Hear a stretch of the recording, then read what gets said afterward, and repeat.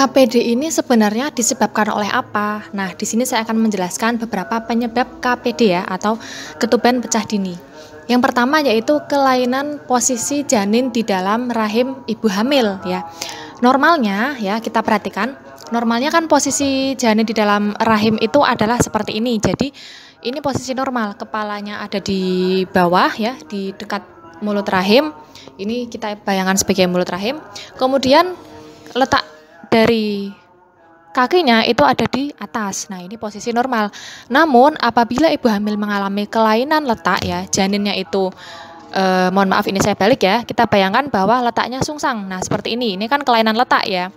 Jadi posisi kepalanya itu kita bayangkan plasentanya ada di atas ya. Jadi posisi kepalanya itu ada di atas, justru kakinya ada di bawah. Ini kan sungsang ya.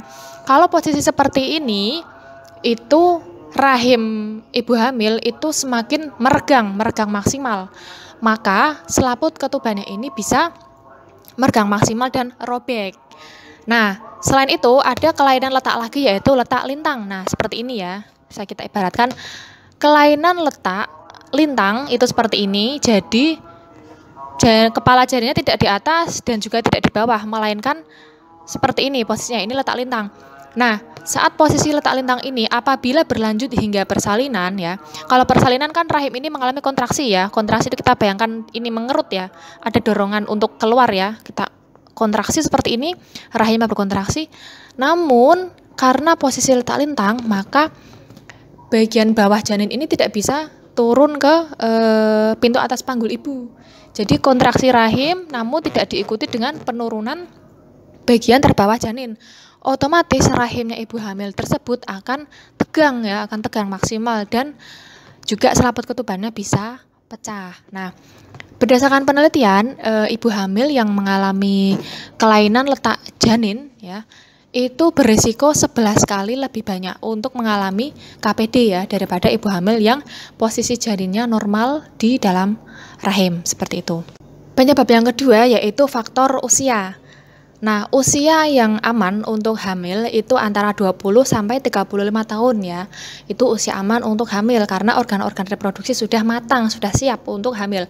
Namun, bagaimana jika usianya kurang dari 20 tahun atau lebih dari 35 tahun? Ternyata berdasarkan hasil penelitian, usia tersebut yaitu kurang dari 20 tahun dan lebih dari 35 tahun itu berisiko untuk mengalami KPD ya 0,3 kali lebih besar untuk mengalami KPD daripada ibu hamil yang berusia 20 sampai 35 tahun.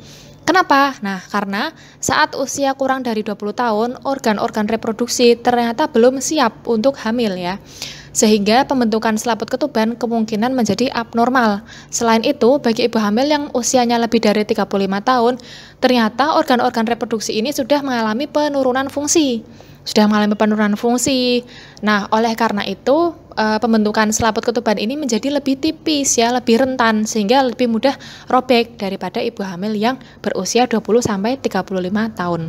Penyebab yang ketiga yaitu banyaknya kehamilan. Ibu yang pertama kali hamil dan juga ibu yang sudah hamil lebih dari 3 kali, ternyata berdasarkan penelitian berisiko 4 kali lebih besar untuk mengalami KPD daripada ibu yang baru hamil 2 kali dan 3 kali.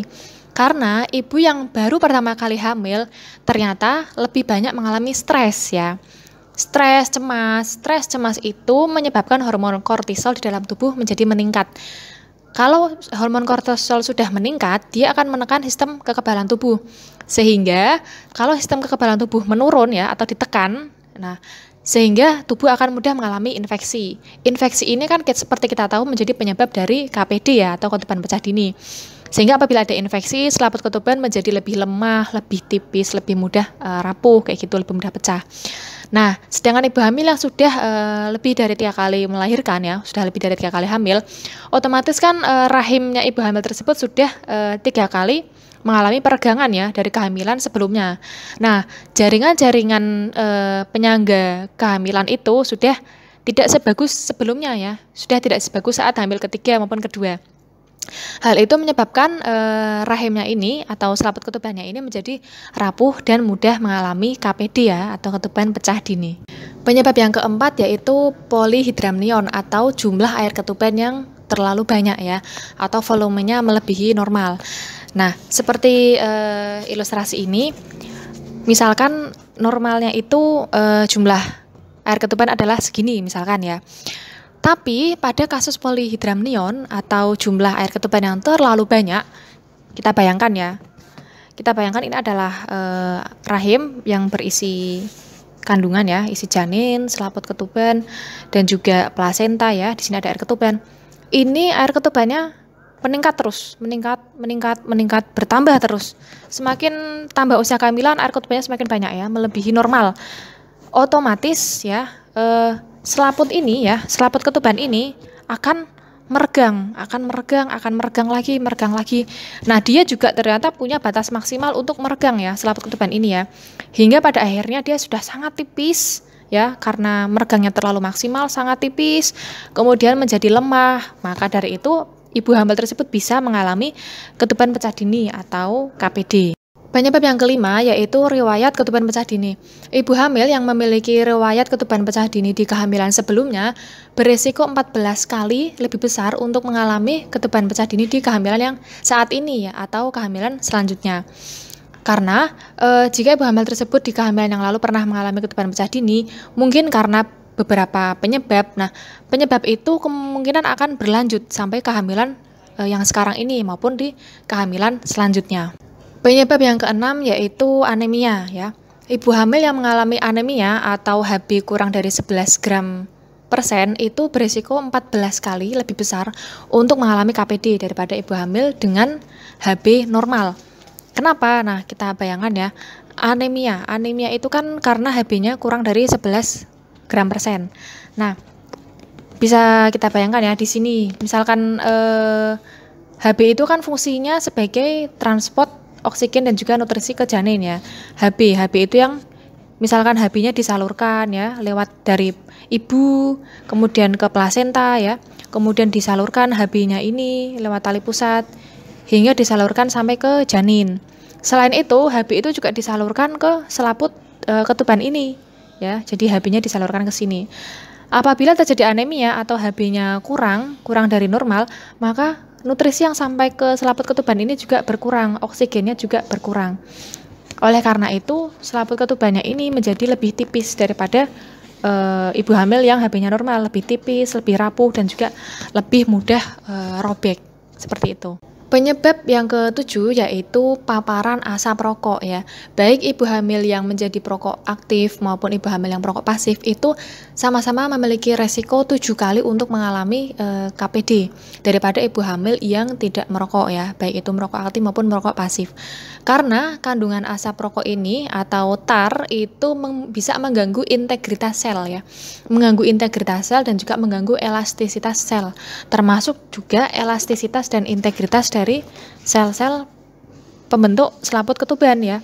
Kalau misalnya integritasnya ini menjadi terganggu, elastisitasnya menjadi terganggu ya, sehingga dia tidak bisa meregang ya. Oleh karena itu dia menjadi mudah robek. Bagaimana cara untuk mencegah ketuban pecah dini? Saya kasih tips ya. Yang pertama yaitu persiapkan kehamilan sebaik mungkin. Perhatikan usia healthy ya. Usia yang baik untuk hamil kan 20 sampai 35 tahun agar bahwa sistem reproduksi healthy itu memang sudah siap, sudah matang untuk hamil. Selain itu perhatikan juga jumlah anak ya. Karena kan tadi ya, kalau misalkan lebih dari 3 itu ternyata organ reproduksi sudah mengalami penurunan dan memiliki dampak berbahaya bagi janin maupun ibu hamil. Yang nomor 2 yaitu konsumsi vitamin C dosis 100 mg per hari saat sudah mulai usia kehamilan 20 minggu. Karena berdasarkan penelitian vitamin C ini mampu untuk menangkal radikal bebas ya, dan juga baik untuk integritas dan juga elastisitas dari selaput ketuban. Selain itu juga hindari asap rokok dan jangan merokok ya, karena berbahaya bagi ibu hamil dan janin. Selain itu juga perhatikan kebersihan, terutama kebersihan organ reproduksi ya. Mungkin contohnya saat BAB maupun BAK ya. Pastikan saat BAK ya, buang air kecil itu dibasuh dari depan ke belakang dengan air bersih ya. Perhatikan tangannya saat membasuh organ kewanitaan ya, harus sudah dicuci dengan sabun. Kemudian juga kondisi organ reproduksi juga kondisi kering dan jangan lembab ya, sering ganti celana dalam ya. Kemudian saat ada keinginan untuk buang air kecil, jangan ditahan-tahan ya, karena itu bisa menyebabkan infeksi. Kemudian tips selanjutnya yaitu konsumsi gizi seimbang, terutama agar tidak mengalami anemia. Ya, kemudian tips yang terakhir yaitu berhati-hati saat beraktivitas, hindari aktivitas yang terlalu berat, terutama saat sudah kehamilan memasuki trimester ketiga ya. Hindari juga naik kendaraan bermotor ya maupun berkuda ya, karena itu bisa menyebabkan goncangan yang hebat di dalam rahim dan bisa mengganggu keselamatan janin dalam rahim. Jadi bisa kita simpulkan bahwa perkataan orang tua tadi di awal video yang sudah saya sampaikan itu tidak ada salahnya untuk kita ikuti ya, karena demi keselamatan ibu hamil dan janin. Apa yang harus dilakukan oleh ibu hamil jika sudah mengalami ketuban pecah dini? Nah, berikut tipsnya ya. Yang pertama, jangan panik ya. Yang kedua, ibu hamil tersebut dianjurkan untuk bed rest total, jangan beraktivitas apapun ya, hanya tidur terlentang di tempat tidur. Kemudian segera menuju ke fasilitas kesehatan. Di sana ibu hamil akan ditangani ya. Contohnya yaitu akan dipastikan bahwa memang yang keluar tersebut adalah air ketuban atau bukan ya. Akan dilakukan pemeriksaan lagi untuk memastikannya. Kemudian jika memang benar air ketuban yang keluar, akan dilihat usia kehamilannya berapa. Apakah sudah matang atau siap untuk lahir ataukah belum matang ya. Di sana juga nanti akan dicek ya kematangan paru-paru janinnya, akan dicek. Kemudian akan dicek apakah ibu tersebut sudah mengalami infeksi ataukah belum. Jadi berdasarkan hasil pemeriksaan tersebut yang banyak itu, nanti dokter akan menyimpulkan apakah janin ini bisa dipertahankan hingga waktunya nanti persalinan atau harus segera dilahirkan gitu. Jadi ibu hamil yang mengalami KPD harus segera menuju ke fasilitas pelayanan kesehatan untuk mendapatkan penanganan lebih lanjut. Nah, demikian tuh health tips penjelasan dari saya mengenai tips untuk mencegah dan mengatasi ketuban pecah dini pada ibu hamil. Semoga bermanfaat. Sampai berjumpa lagi.